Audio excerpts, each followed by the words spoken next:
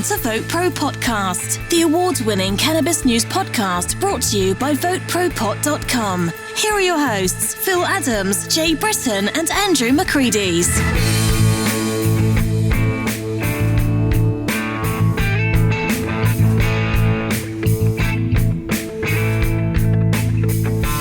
Cannabis harvests are going up in smoke amid the wildfires. Can a stoner also be productive? Andrew has the answer to that. And a Maine Congresswoman is helping constituents to be good cannabis customers. How about that? Like it. We have a whole lot. We have all of these stories and a bunch more stuff to get to today. And then there's the But First article, which I will get to. But first. I just want to remind everybody to check us out. As you can see, if you're watching this, we are now on YouTube with our videos. Please check out our YouTube channel, subscribe to VoteProPot-Cast, and hit that little bell icon so it'll automatically notify you about once a week or so when a new episode is ready for you to view. So now that's the first but first. Here's the second but first. But first, I want to give a little bit of a update to a story we did, 3-4 weeks ago about a lawsuit that had been pending before the U.S. Supreme Court. Now, when I say pending, they haven't agreed yet to hear the case, but it is a case that we hope to be before the Supreme Court. And it was brought by a group of researchers and cannabis patients to challenge Schedule I classification of cannabis, specifically under the idea that their research shows that it is an efficacious treatment for certain maladies. And one of the criteria it has medicinal value, so it shouldn't be on has Schedule medicinal 1. value. And that's one of the criteria for Schedule 1 is that it has no medicinal value. And this week, a veterans group, the Iraq and Afghanistan Veterans of America, filed an amicus brief with the Ninth Circuit Court of Appeals last week, siding with those original plaintiffs in this suit against the DEA. They argued that the classification is inhibiting studies that could show, a lot of therapeutic potential, specifically with treating post-traumatic stress disorder, which is, of course, a major concern of veterans and veteran groups. So now this original suit was filed back in 2017. That's when, and like I said, it was a coalition of medical cannabis patients and activists and researchers. Since then, several members of Congress have called on the Supreme Court to hear the case. But we won't know until the Supreme Court actually makes a decision one way or the other. However, if they did, and if they sided with the plaintiffs, that would do it, I think. Yeah, no kidding. Don't you think? Yeah, that's amazing. I mean, once Schedule I is struck down, what have they got? What has the federal government got? Well, it depends on what they do. If they take it off, and then what? Do they lower it to Schedule 2, or right. They just take it off the schedule altogether? Right. Do they deschedule or do they reschedule? Yeah, that's the big question. Yeah, I mean, if they reschedule it, it could be worse. That's what I meant to say. If they put it on as a Schedule 2, right? I mean, that's really going to screw things up. Well, it's going to, like we say, legislate a lot of people right out of business. Right. Exactly. Now, Joe Biden, as we've mentioned before, is in favor of rescheduling. Kamala Harris has come out and actually sponsored legislation in the past to deschedule. Right. So, but of course, being the running mate, she's falling in line with the Biden platform. And for now. And that's what she really supposed to do. And so... Yeah, after a while, he won't notice it. on the Harris Biden ticket. Reschedule, deschedule, man, they're so close. It's one letter go different. right past them, man. It's one letter different. One stinking letter. But it makes a big difference. And Normal, for one, has said that is not sufficient. Rescheduling, they're not for it at all. Yeah, absolutely. They are for completely descheduling. Well, it's interesting, all these lawsuits. Lawsuits make a difference in this country, and we'll see what that happens in the courts. And who knows how far up in the courts that may go, right? I mean... Well, it can't go any farther than the Supreme Court. That's what the I'm next saying. step. Yeah. So if the yeah, but what do you think a conservative Supreme Court would do? Because depends we're on the finding out case. more and more. I mean, well, no, the thing more about and more a that people conservative, that are conservatives are cool with conservatives reforming cannabis. Conservatives read the law. That's the difference. They don't make law. It depends on kind of a precedent. misnomer when it comes to the Supreme Court justices. The liberals are not really liberal because they advocate liberal policies. They are liberals because they allow for a wide interpretation, a loose construction of law, and the criticism of that is that they interpret the law to be so it'll be the way they think it should be, not the way it was originally written. The conservatives are the people who are the originalists, and it's not because they necessarily hew to conservative Republican values, but because they want to read the law and the constitutions as it was originally written, as it was originally intended. If you don't like that law, make a new one. But if that's the law, you got to adhere to that. But the point I want to make is that even people who identify as liberal or people that identify as conservative, both are pro cannabis reform. Yes. So what I'm saying, even though a judge might be more of a conservative, does that mean he's going to be automatically against cannabis reform? No. Exactly. Right. You're absolutely it's right. Be interesting. So really, now God knows. I think take it to the Supreme Court. I think it might pass. Depends on the law. It depends on what the law says and what precedent's there, because that's really what it boils down to. if they'll even listen. If the law says, the Controlled Substances Act says that to be on Schedule 1, you have to have no medicinal value, and they demonstrate medicinal value, that seems like a slam dunk to me. Right. Also, Charlotte Figge did it on national television, guys. That's right. Yeah. That's right.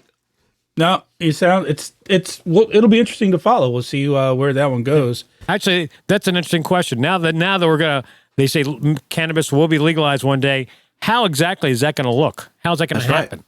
That's right. Who's going to sign what piece of paper? I happen to think, though, that if they hear the case and they rule in favor of the plaintiffs and strike down Schedule 1, there's really nothing left for the federal government. They're not going to step in and write a new law to replace it. What happens next? Right. What happens next? That's a big question. In this political climate, God only fucking knows. Well, yeah, it can't be 2020 forever. Well, speaking of politics and voting, this show will be aired 3 weeks. It'll on Tuesday, 3 weeks from the election. We got an email today, guys, from one of our regular listeners, James in Texas. He writes us a lot and participates in the show. How you doing, James? It's a good dude. James. Good dude. So it's an email I think we should share and we should discuss. Here's what he says. I'm going to do my best to vote for the candidates that support the legalization of cannabis in Texas. Obviously, that is going to mean that I will be voting for Democrats. Is that the right thing for me to do? I disagree on many of their other issues, but at the same time, the good old boys, if they stay in office forever, we will be hearing crickets with regard to legalization in Texas. Then he says, your show is incredible, way better than Joe Rogan. Whoa. No, he didn't say that. Whoa. I made that part up. Damn it, Jay, you had me going. Well, I don't want to get arrested or anything But no, so Well, Phil, let me go to you. Joe Rogan's was one of your favorite podcasts. That's right. Jay said that. He likes Let's Joe go Rogan. to. I love Joe Rogan. Let's Joe's go great. to Yeah, Phil Joe's first. great. Phil, you're the resident conservative here. And it's a great question. It poses a great question. And it's an honest question. And to be frank, great question. My own brother had the same conversation, and he is pretty conservative, and his local representative is staunchly anti-cannabis, and he said some stupid things about it.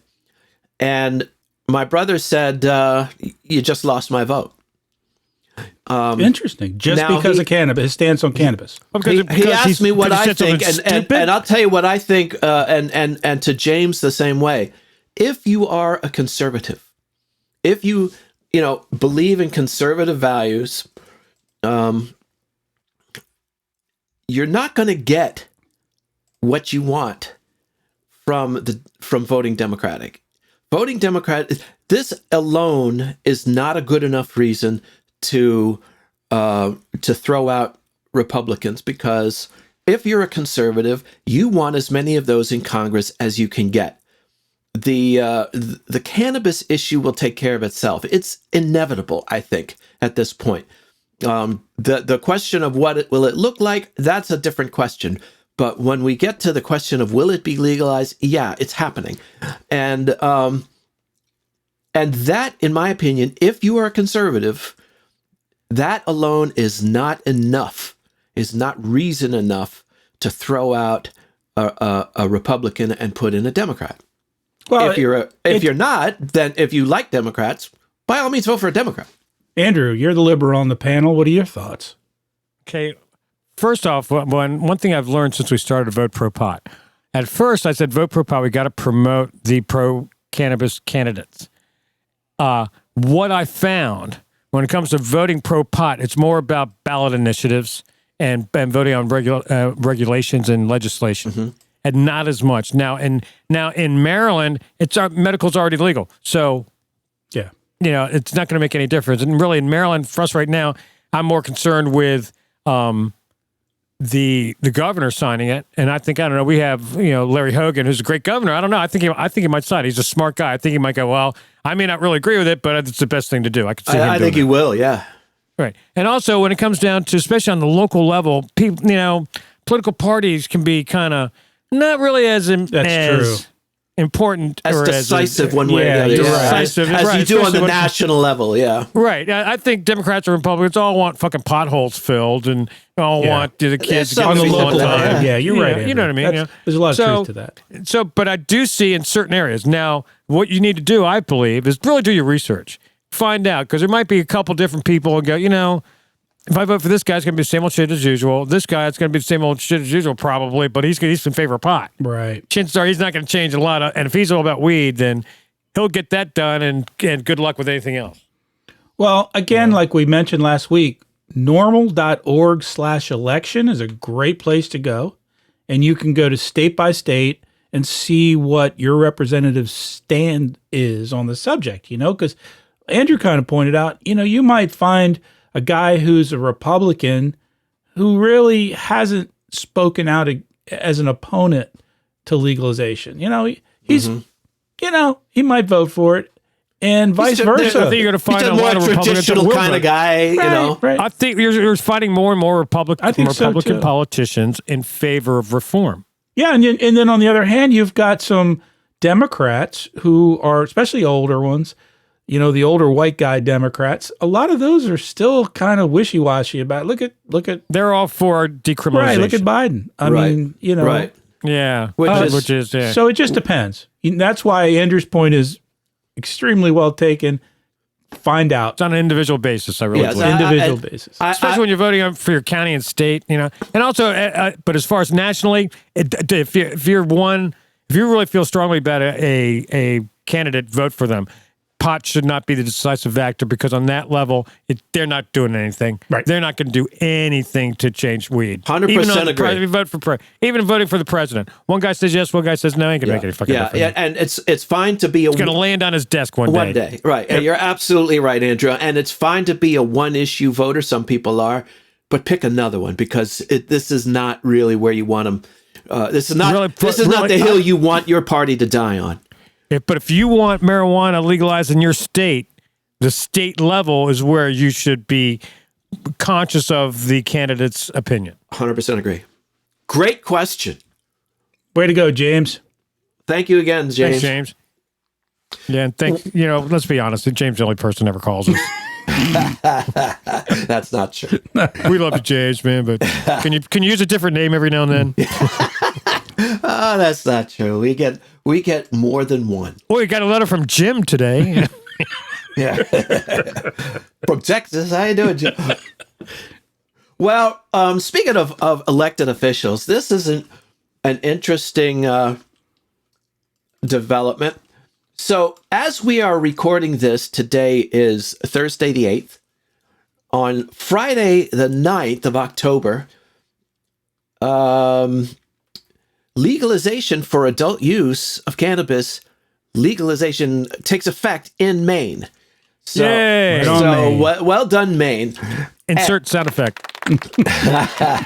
And with that, one of the U.S. Congresswoman from Maine, Shelley Pingree, is actually helping her customers to be good cannabis customers, helping her constituents, that is, to be better cannabis customers. And the first thing she did was to tweet an article from the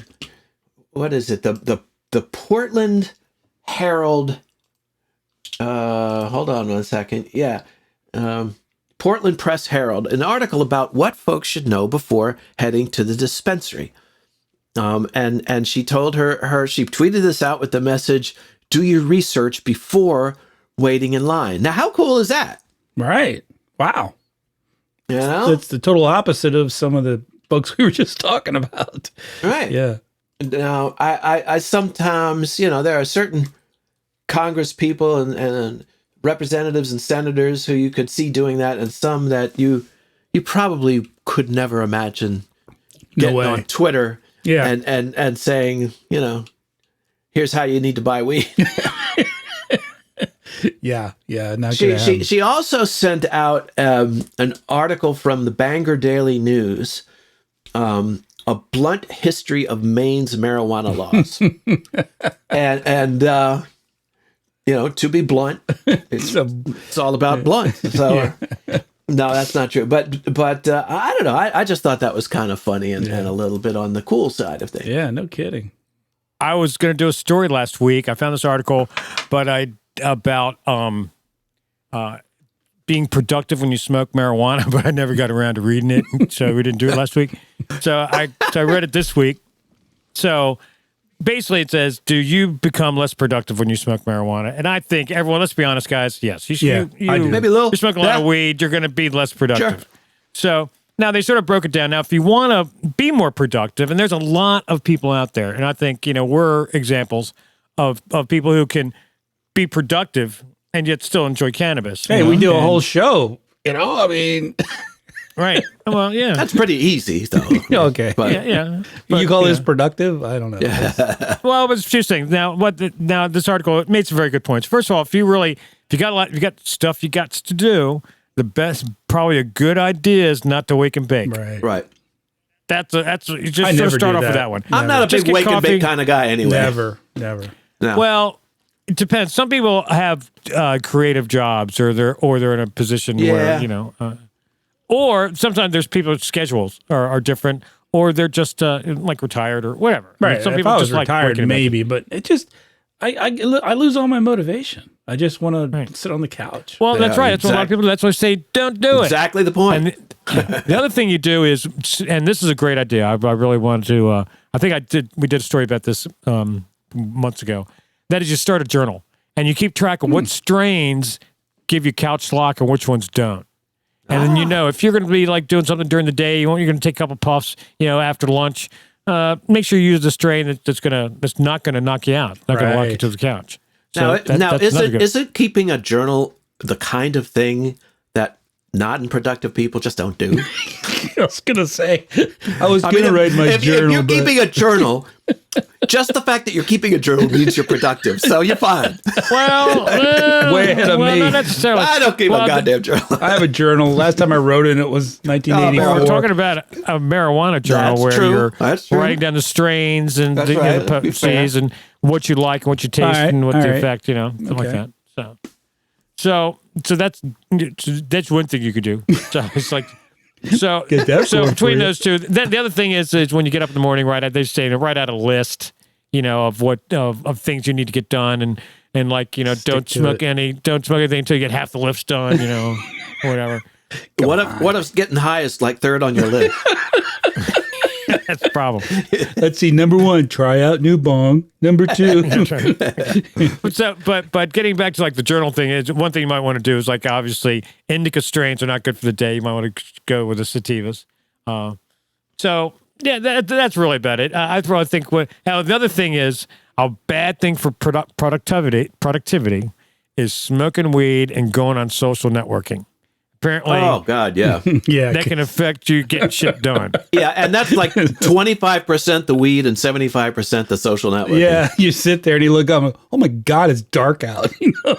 Holy crap. I would say don't turn on Netflix and start a new show. Oh, I'm kind of not doing that these days for that very reason. I just can't. I can't get committed to these shows anymore. There's some of them are pretty damn good, and I really don't want to. Next thing you know, you've been sitting there 6 hours. I have my Andrew's advice. Here's my advice: just don't smoke that much. Yeah. I mean, if you want to catch something during the day, just take a micro hit, puff off your vape pen or something. Best just take the advice edge yet. off. You're good. Yeah. But if you're gonna sit there and smoke blunts in the morning, man, just fucking hang it up, man. Just put the pajamas back on. And, Call it a vacation day and leave it at that. call in, and go hit the couch. Yeah. Get Domino's on speed dial. Call in well Call in well. instead of calling in sick or calling stoned, whatever. Well, I had an extremely productive day today. I did not wake and bake, but so the answer is yes, you can be a productive stoner. all right. All right. Coming from the boss. How about that? Yeah. All right, I've got a story. This is No way. We have a friend who's going in for surgery soon, so I thought I would pick up on this story. It's off CNN. Before I do this, I want to say something about CNN.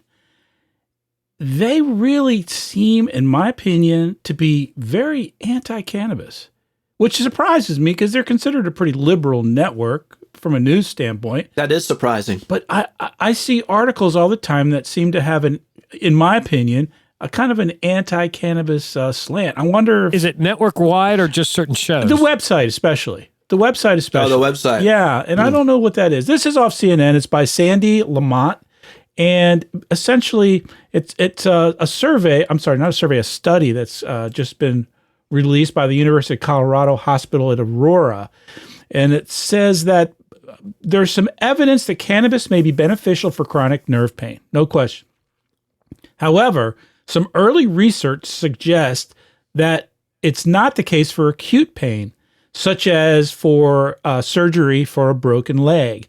What they did in this study is they took, and it doesn't say how many people the sample survey or the sample was. So I don't know how many people were in this survey. It doesn't say. What they did is they people who are going in for surgery for a broken leg because they wanted kind of the same pain for a bunch of people. They took a broken leg. They took what they did is they surveyed them to see who smoked weed and who didn't before the surgery. And this research was just presented at the American Society of Anesthesiologists. The study compared patients undergoing surgery for a broken leg, as I said, that used cannabis before the operation and those that did not. The type and method of use of cannabis was not known, nor was how frequently the patient used it. So what they found was that those who reported using weed received 58% more opioids per day while in the hospital and reported greater levels of pain from a scale of 1 to 10. Wow. And required an additional 12.4 milliliters, of anesthesia during the surgery more than those who did not use cannabis. Wow. During surgery, an anesthesiologist will up the dose if they observe involuntary body movements, an increase in heart rate, high blood pressure, or an increase in rate of breathing, which are all signals that some pain is being felt. Uh-huh. So these findings kind of add to the existing research, which has found that patients who use weed have more surgery-related pain and also need more opiates afterwards. So a lot more research has to be done because they don't know if there's a correlation with the weed or if it's a personality thing or what it is. But I thought that was interesting because we've done stories before about how you should always tell your surgeon if you're a cannabis user before you go in because of the anesthesia thing. We've heard that in several studies. Yeah, and it's probably not a bad idea to lay off the weed. Yeah, for a week pre-surgery, maybe a week or so. Get some of that out of your blood, so right. Those opioids can work better. So anyway, I thought that was kind of interesting. Maybe we can get Faye to pipe in on that in a future show and see what she knows. I've run across several articles and a few different studies that kind of say the same thing. So anyway, there you go. That's our medical update. Right. Okay. Yeah, okay, I hear you, Jay. I'm going in for surgery at the end of the month, and I think that's Jay's way of going, hey, dude. I think you should give your weed to me. It's Jay's way of saying how much he cares. That's right. No, it's Jay's way of saying I should give him all my weed. I'm just going to hold it for you, man. I'll take I'll just hold it for you. Very good care of it. Yeah. Oh, you'll take care of it, all right. Okay. A lot of people, if any of you guys lived in California, but there's sort of a term in Northern California called Croptober. So for all the outdoor growers, Croptober, man, that's when you're harvesting all the outdoor weed. And considering, you can grow a lot outside more than you can inside, that's when, they have all these migrant clippers and trimmers, going around. But this year, the wildfires are so prevalent in northern California, as well as Oregon and Washington, where now cannabis is legal and there were more outdoor grows there this year. So, but what happens is the smoke, even though there have been some instances where the actual cannabis crops burned, it's 100% loss. Right. But there's some instances that they didn't burn, but the fire was close enough by. And actually, from what you see, the photographs, it's almost like dark during midday. The smoke clouds out the sun. So that affects now all the terpenes, the trichome, those little mushroom things on the plant. That's basically like little sacks of sap, really sticky, and it's all sticking to it. It's all sticking to it. Does it affect the taste of the weed?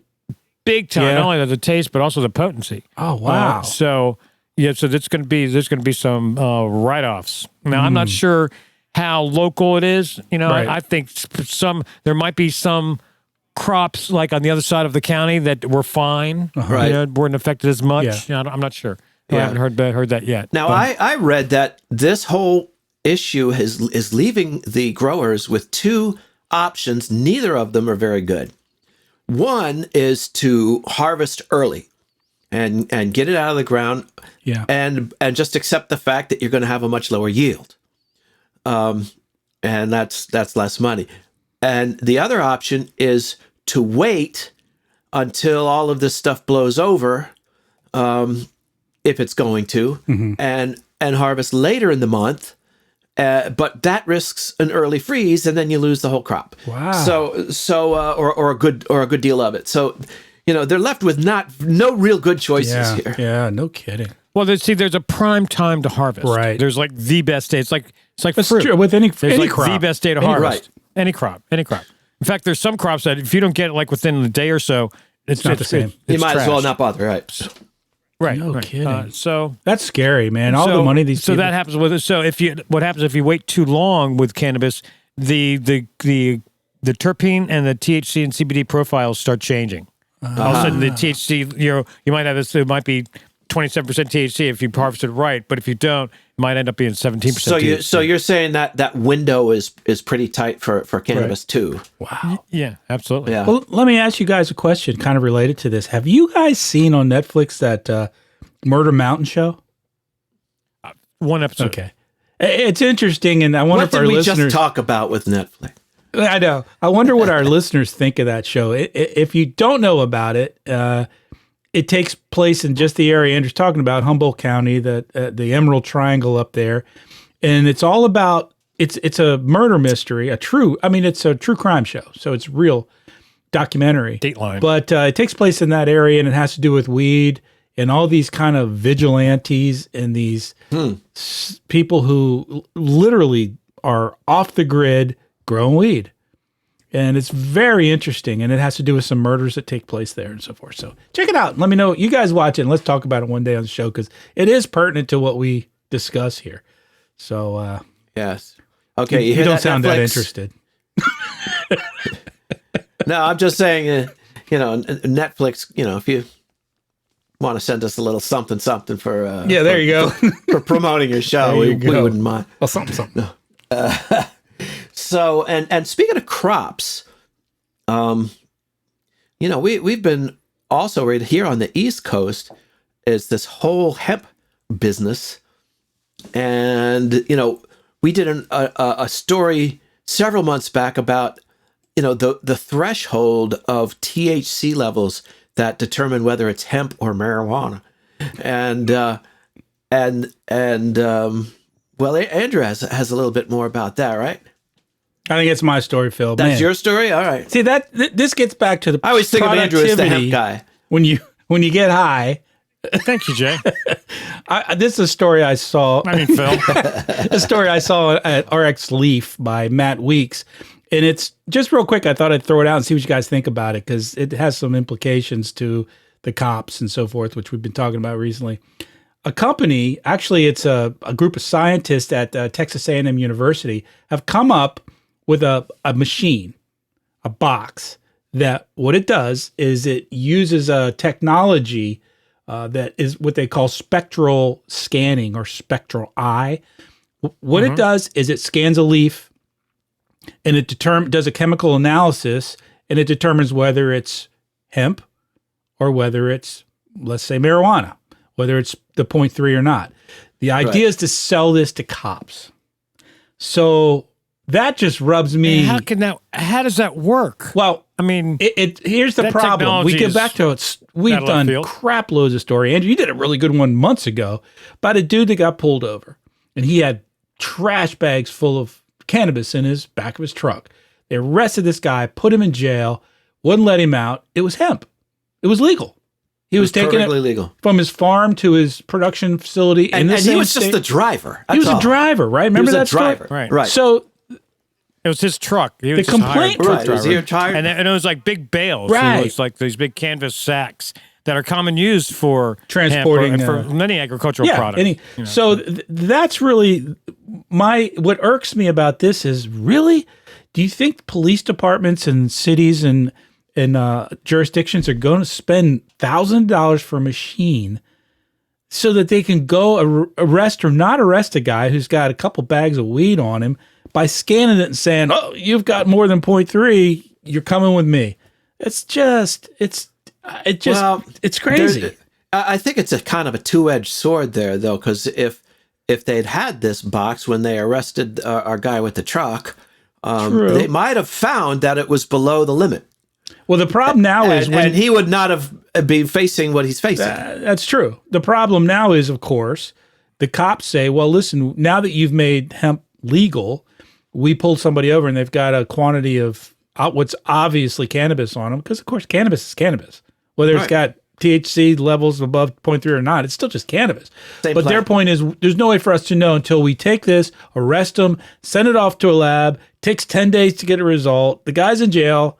So this is going to, and for that's not worth the misdemeanor. Yeah, and that's the thing, Andrew. No. Nowadays, in most states, it's a $25 ticket or something anywhere, $100 ticket for even if you got marijuana.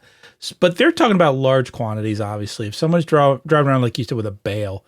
But anyway, I just can't believe this is something that people would really invest in and really has a marketplace. Do you think? I don't know. I could see it going either way. I could see police departments raising money to buy these things. Absolutely. And I could see companies selling the shit out of them.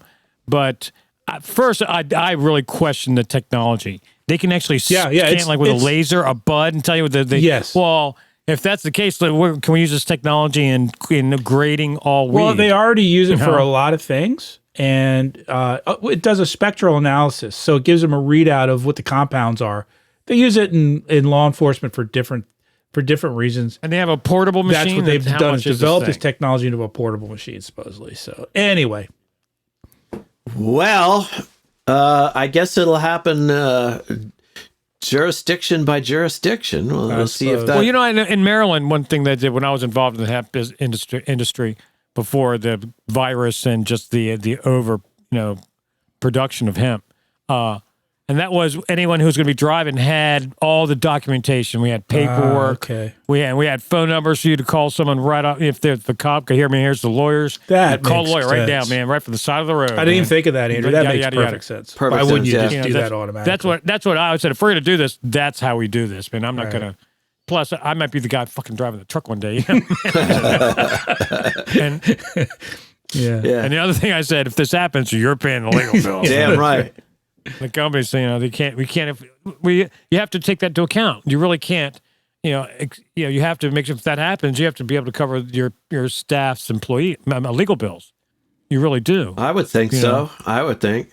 Well, we should you work for us, but if you get busted, you're on your own. No, I don't think so. Right. But they're your employee. You have to. I believe you have the responsibility to take care of them. So be proactive. Make sure it doesn't happen. Anyway.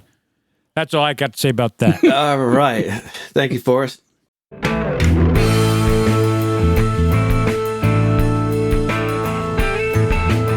Well, we are once again just elated and very happy to have you guys with us today. We hope you enjoyed the show and will continue to enjoy it. If you did. I did too. I got to be honest. It was an enjoyable show. But we need to wrap this up. My gummies are kicking in. So yeah, okay. Well, folks, if you did enjoy it as much as we think you did, go ahead and if you have a moment, if you have a mind to, go on to Apple Podcasts, give us a 5-star rating and maybe a review. We would love to see that. There's all kinds of things you can do to get involved and stay informed. Go to VoteProPot.com. Check out our Take Action page. And you'll find resources galore, and as far as what to do in this political season. And Jay can tell us a little even more about that. Yeah, send us an email at podcast@VoteProPot.com. James did. Like James did, that's right. And we have a message line. We haven't had a call in a week or two, so give us a call, 240-257-2441. And you can find that number in our show description as well. Call us, leave a message. We'll play it on the show. We'll talk about your question or comment or whatever.